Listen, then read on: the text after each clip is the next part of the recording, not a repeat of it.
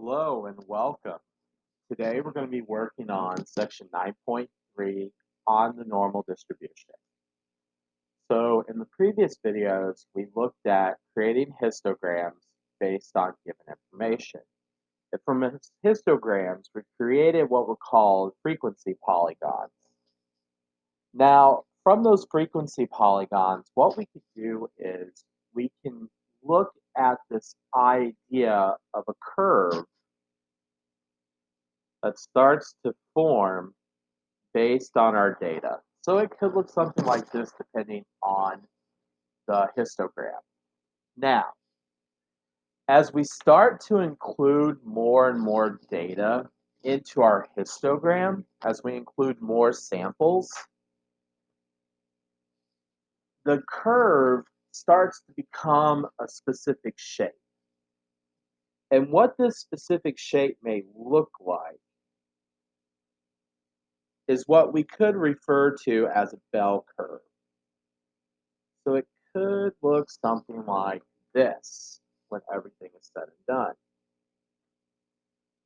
Now, the more and more data that we include, the more and more the shape starts to become like this. So this bell curve that we refer to starts to take the form of what is known as a normal distribution curve. A normal distribution curve. Now, within a normal distribution curve, when we see something like this, there's a few things that tend to stand out to us. So one of the first things that tends to stand out to us is this idea of the mean, the median, and the mode. In a normal distribution, the mean, mu, will always be in the center of the curve. And based on that, we can say that the mean is equal to the median, which is equal to the mode.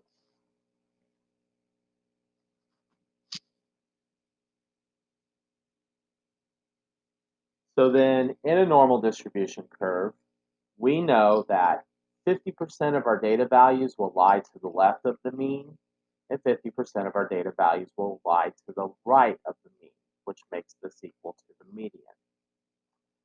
We also know that this curve is symmetric. So this side will match up to this side if we were to fold it in half.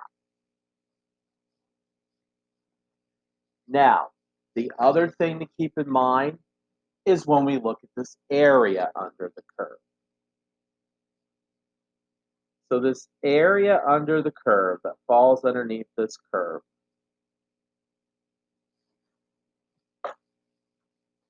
is referred to as the probability. So the area of under the curve is representative of the probability that an event will happen.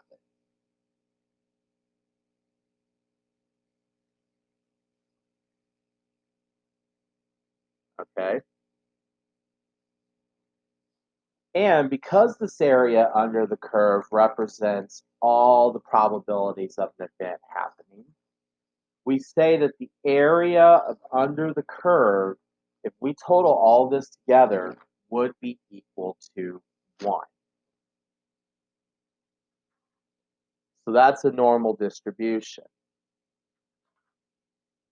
Now, with that said, to help us with this, when we look at the area under the curve,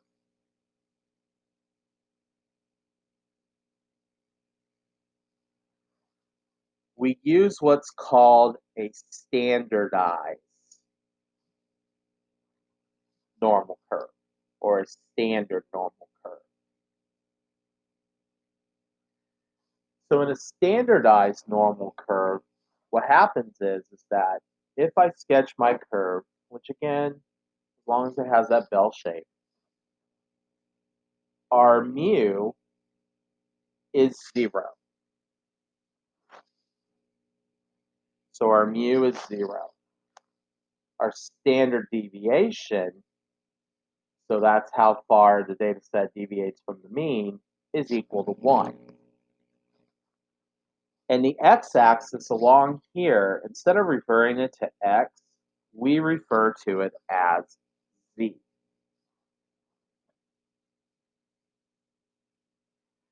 So this idea of the standardized normal curve is used to find normal probability.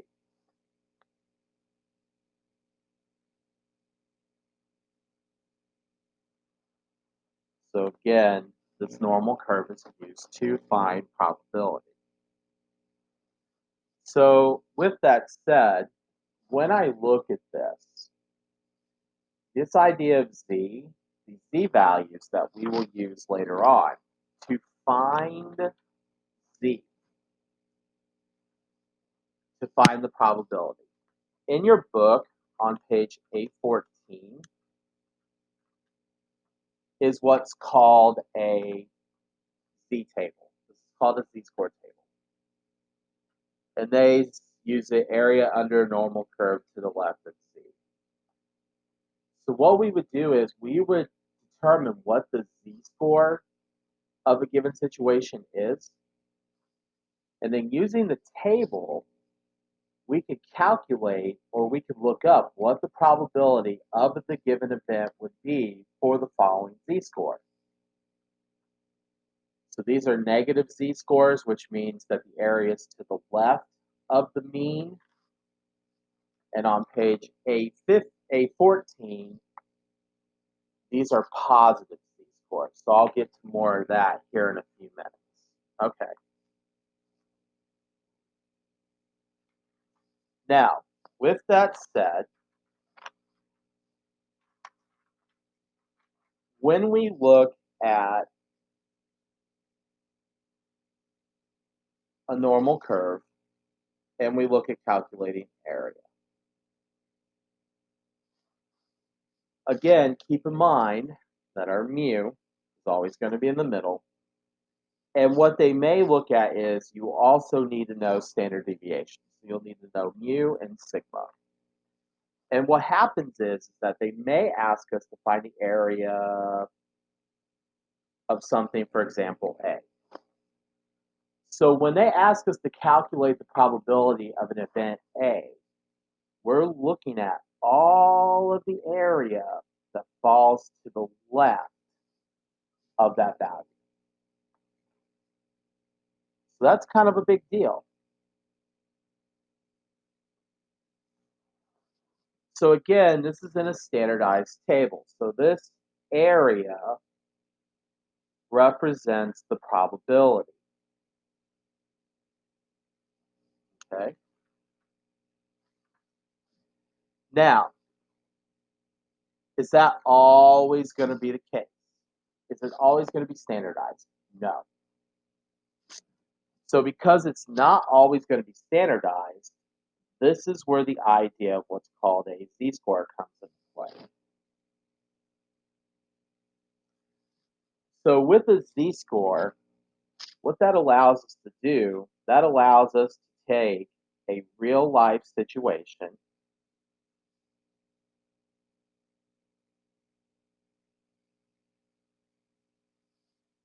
and convert it into a standardized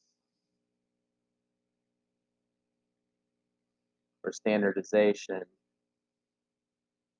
normal situation.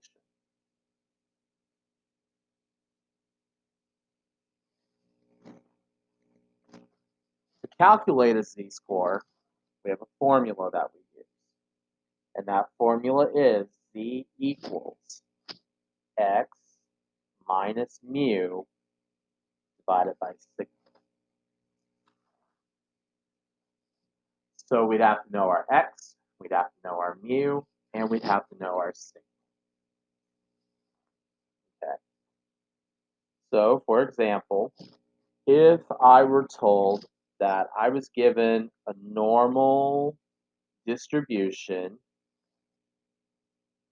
where the mean is 50, and the standard deviation is 4.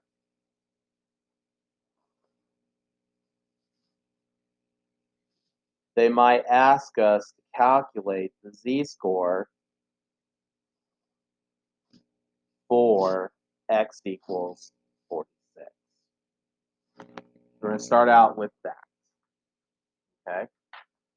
So when I go to calculate the z-score for 46, we know our mean. Our mean is 50. We know our standard deviation is 4, so we use this formula. So z equals, it would be 46 minus 50 divided by 4. Well, 46 minus 50, that's negative 4. Negative 4 divided by 4, that's negative 1. But I'll type with minus sign.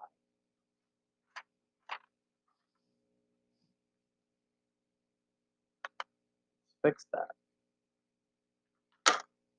So this is negative 1. So what does that mean? Okay, so if I were to look at a graph of this,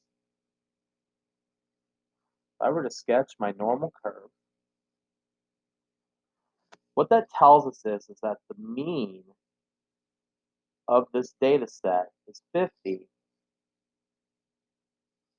and that there's a standard deviation of 4. So this curve gets divided up by every 4. So it'd be 54, 58, 62, and then it'd be 46, 42, 38. Okay? So they want us to find normal distribution, or they want us to find the z-score when x is 46. So here. So by finding the z-score, that allows us to calculate the probability of everything to the left of 46. So by finding that z-score, we can now find the probability of 46 by going to the table on page A13 and looking up what the z-score of negative 1.0 would be. And that's 0.1587.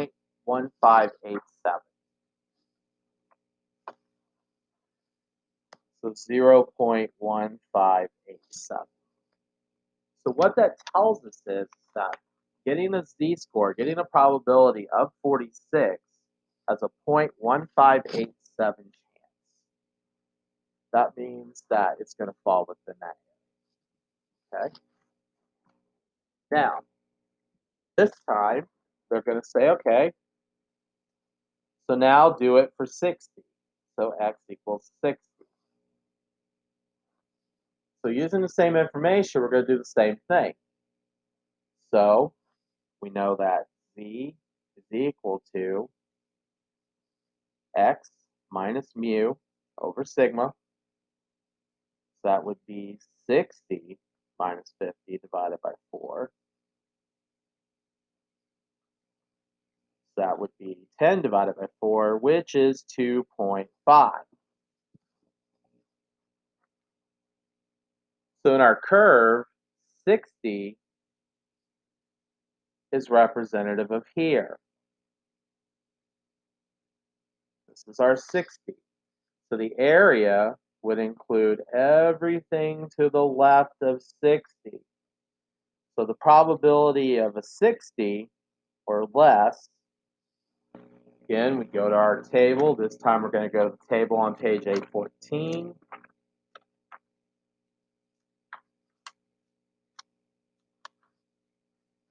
And on page A14 in the table, we look up a z-score of 2.5. A z-score of 2.50 is 0.9938. So therefore, the probability of 60 would be equal to 0.993.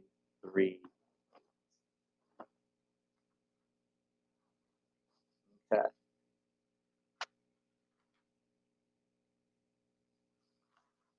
Now, there are times where they may ask you to find between two intervals.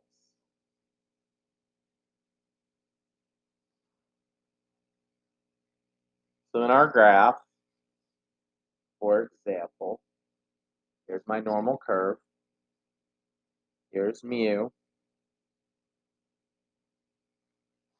and then we have these standard deviations.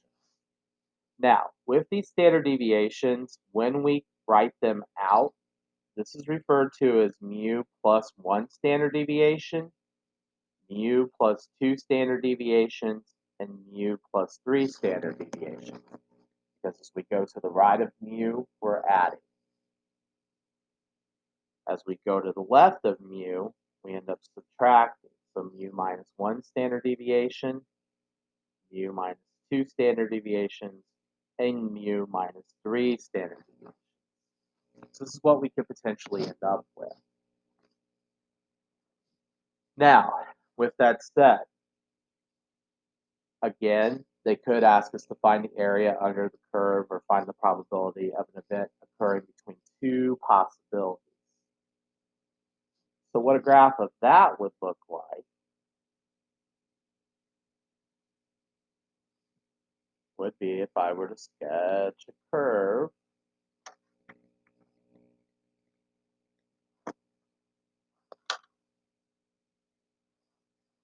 And again, here's our mu. We're going to give you A, and we're going to give you B. And they're going to say, find the probability that it occurs between A and B. Okay, great. Well, the issue with that is that if I find everything for B is going to be representative to the left of B. If I find for A, that's going to include everything to the left here. So to find the probability of something that occurs between B and A, we have to take the probability of A minus the probability of B. So in order to accomplish that, we would have to do the z-score of A minus, or not even that. So to accomplish that, we would have to find both z-scores and then find those probabilities. So here we'd have to use the z-score of A. Here we'd have to use the z-score of B. Okay, so let's look at an example. So here, for example, let's say that you drive an average of 1,200 miles a month. And your standard deviation is 150 miles. And I wanted to know, what is the probability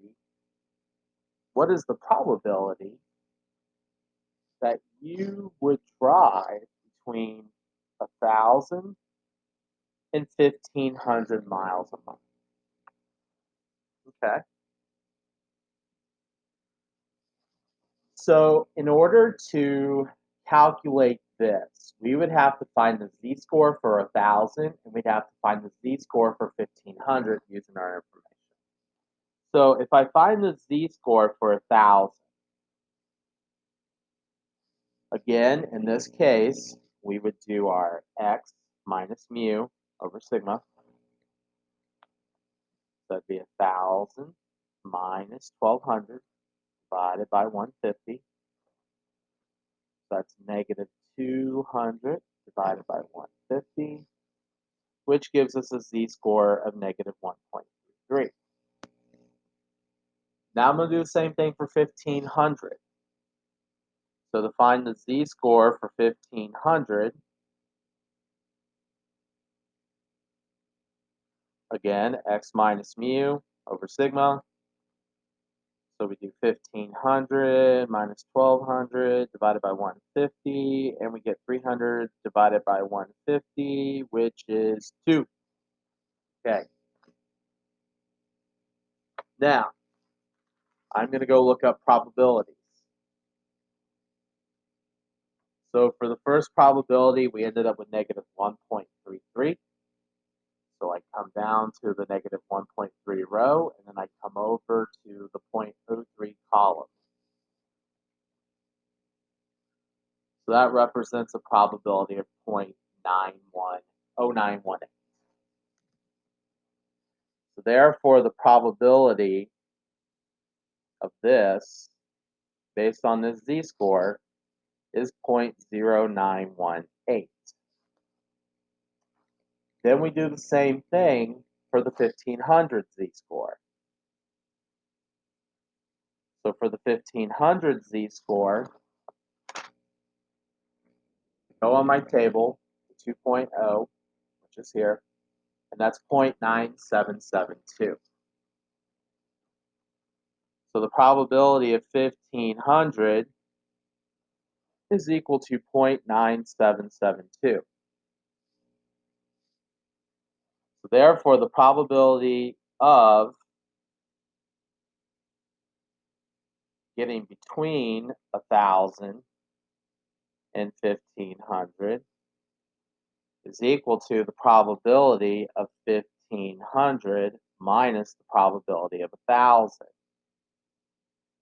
that would be 0.9772 minus 0.918.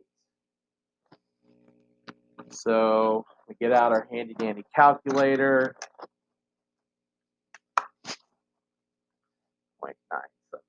0.9772 minus 0.0918, and that gives us a probability of 0.8854.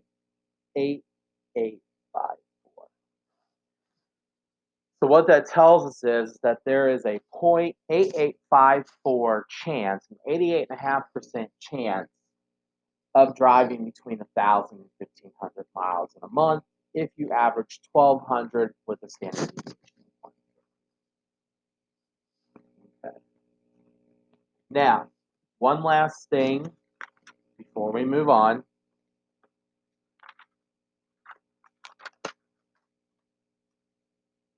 With a normal curve, we have a general rule called the empirical rule.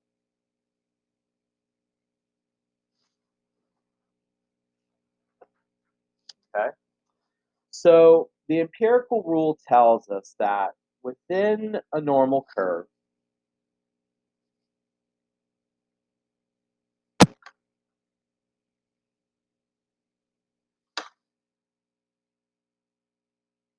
so we have our mu,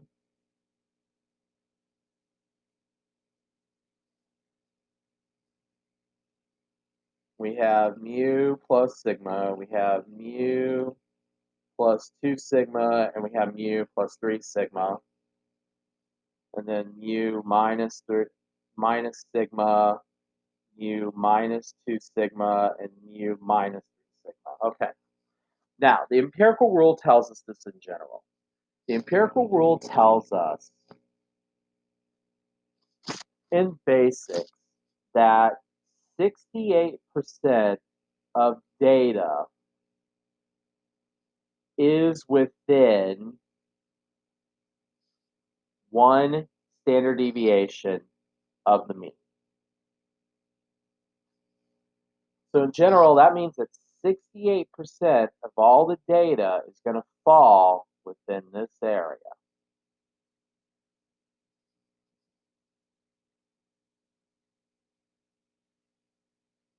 So 68% of the data is going to fall within this area. The empirical rule then tells us that 95% is within 2 standard deviations of the mean.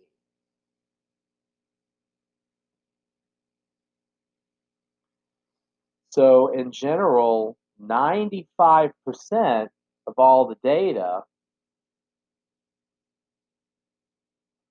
is going to fall within 2 standard deviations of the mean.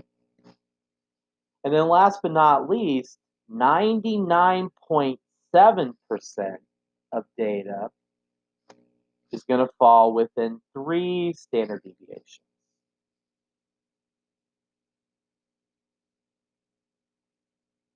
99.7% is going to fall within 3 standard deviations.